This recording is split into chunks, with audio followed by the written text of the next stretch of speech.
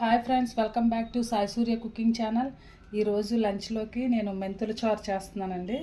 దానికోసం అయితే కావాల్సిన ఇంగ్రీడియంట్స్ మెయిన్గా మెంతులు నానబెట్టి ఉంచుకోవాలి. ఇలా నేను కడిగి నానేసి ఉంచానండి.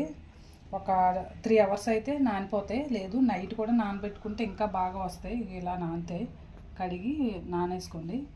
నెక్స్ట్ సన్నగా కట్ చేసి పెట్టుకున్న ఆనియన్స్, ఉల్లిపాయ ముక్కలు, అలాగే కొద్దిగా ఒక 4 పచ్చిమిరపకాయలు, కొద్దిగా కరివేపాకు, నెక్స్ట్ చిన్న బెల్లం ముక్క, కొద్దిగా మునగాకండి, 2 ఎండుమిరపకాయలు, ఒక టమాటో, అల్లం వెల్లుల్లి ముక్కలు, సో కొద్దిగా కొత్తిమీర, ఇంత చింతపండు, అంటే ఒక లెమన్ సైజ్ అంత తీసుకోండి, సరిపోద్ది.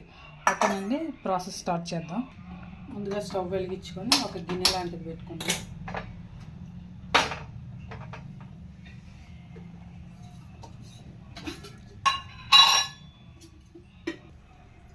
ఒక 2 టేబుల్ స్పూన్ అంత ఆయిల్ వేసుకుందాం. గిన్నె అయినా కళాయి అయినా ఏదైనా పెట్టుకోండి.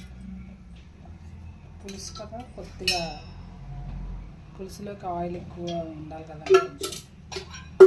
పులుసు అనొచ్చు, చారు అనొచ్చు. ఇది యాక్చువల్గా మా అమ్మమ్మ చేసేదండి. ఇది మా అమ్మమ్మ దగ్గరే నేర్చుకున్నాను.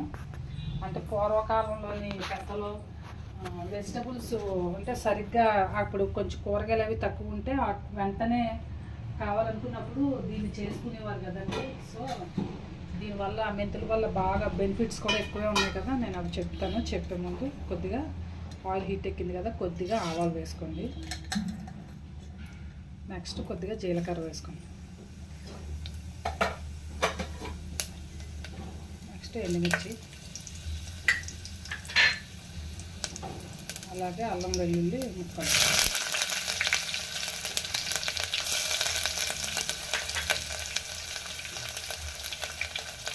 అలాగే తరిగి పెట్టుకుని సన్నగా తరిగి పెట్టుకుని ఉల్లిపాయ ముక్కలు, పచ్చిమిర్చి నిలువుగా కట్ చేసుకున్నా పర్వాలేదు, మా మిశ్రమండి.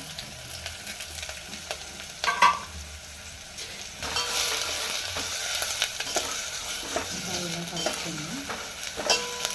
ఇదే ఆయిల్లో ఇప్పుడు మనం ఇందాక చూపించాను కదా మునగాకు, అంటే నేను వేస్తానండి డెఫినెట్గా. అంటే సాంబారు, పప్పు, వంకాయ కర్రీ ఏదైనా. అంటే మొన్న చూపించానండి, మొన్న కాయలేదు చెట్టు, ఇప్పుడు వచ్చింది మళ్ళీ పూత. చాలా మంచిది కదండి మునగాకు కూడా. ఐ ప్రాబ్లమ్స్ అవి కూడా క్యూర్ అవుతాయి కదా. ఐ సైట్ కానీ, తర్వాత కంచు మెరుగుపడడానికి చాలా ఉపయోగపడుతుంది. అయితే ఇప్పుడు మెంతులు కదండి, మెంతులు కదా మనం చేస్తున్నాం. మెంతుల వల్ల అయితే చాలా బెనిఫిట్స్ ఉన్నాయి కదా. మెంతులు రోజు కొద్దిగా అంటే ఒక హాఫ్ స్పూన్ అంతా నైట్ నానబెట్టుకొని తినడం వల్ల బాగా అంటే జీర్ణశక్తి, జీర్ణ వ్యవస్థ కూడా, జీర్ణక్రియ బాగా కూడా ఉంటుందండి. తర్వాత డయాబెటీస్ పేషెంట్స్ అంటే షుగర్ రాకుండా కంట్రోల్ చేస్తుంది. షుగర్ వచ్చిన వాళ్ళని కూడా షుగర్ లెవెల్స్ పెరగకుండా కూడా కంట్రోల్ చేస్తుంది. అలాగే మన తలలో చిండ్రు తెలుసు కదా, చిండ్రు పడుతుంది కదా, డాండ్రఫ్. సో అది కూడా క్యూర్ అవ్వడానికి బాగా, అంటే దాన్ని నైట్ నానబెట్టి పెరుగులో కలిపి పేస్ట్ చేసి తలకు కూడా పెట్టుకుంటే హెయిర్ కూడా బాగా గ్రోత్ అవుతుంది కదండి. డాండ్రఫ్ కూడా పోతుంది. అలాగే హెయిర్ లాస్ అవ్వకుండా, అదే హెయిర్ ఫాల్ అవ్వకుండా కూడా ఉంటుంది కదా. ఇలా మెంతుల వల్ల కూడా చాలా బెనిఫిట్స్ ఉన్నాయి. మళ్ళీ వెయిట్ లాస్ కూడా బాగా యూజ్ అవుతుంది కదా. ఓకేనండి, ఇప్పుడు వేయించుకున్నాం కదా, కొద్దిగా లైట్ గోల్డ్ కలర్ వచ్చే వరకు వేయించుకుందాం.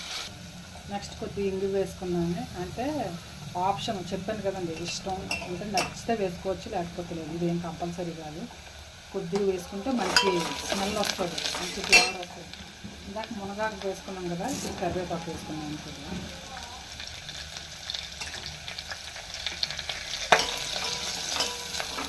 వేసుకున్నాం కదా. ఇప్పుడు మనం చిన్న టమాటో అంటే వేసుకోవచ్చు, ఉంటే వేసుకోండి, లేకపోతే లేదు. చిన్న టమాటోని కట్ చేసి ఇవన్నీ బాగా ఫ్రై అవుతున్నాయి కదా. ఇప్పుడే పసుపు అన్నీ వేసుకున్నాం. అందులోని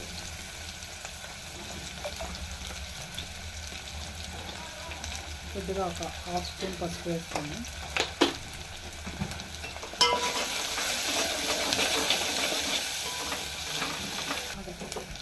ఇప్పుడు మెంతులు వేసుకుందామండి. నానబెట్టుకున్న మెంతులు పచ్చిమిర్చి.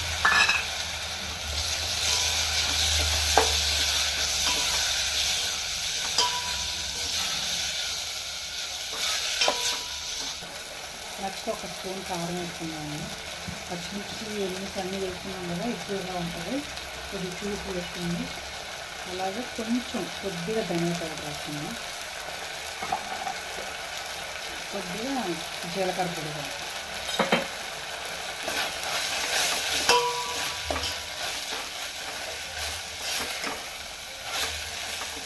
సో ఇవన్నీ ఒక 2 మినిట్స్ బాగా వేయించుకోవాలండి.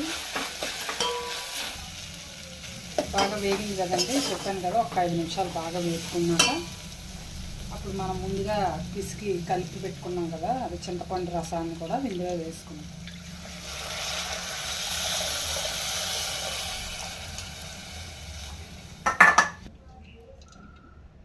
కొద్దిగా వేసుకున్నాము.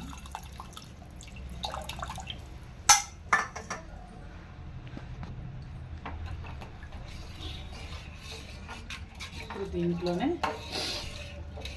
రుచికి సరిపడినంత ఉప్పు వేస్తాం.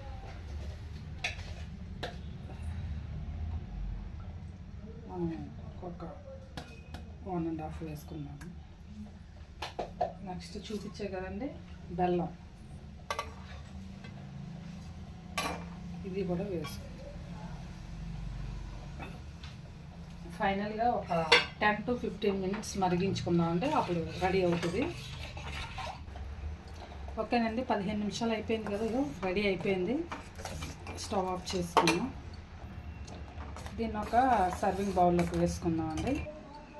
ఫైనల్గా రెడీ అయిపోయిందండి. కొత్తిమీర వేసుకుందాం. ఓకేనండి, మెంతులు చారు రెడీ అయిపోయింది.